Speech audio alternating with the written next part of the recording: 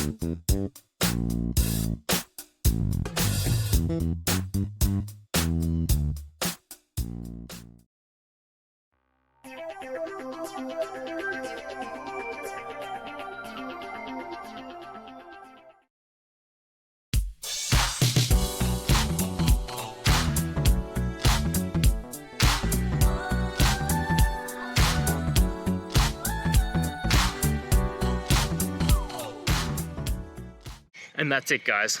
I hope that video helped find the resolution you're looking for. If it did, please, I'd appreciate it if you could hit subscribe. Until the next time you need more technical help, I hope you have a good one. Cheers.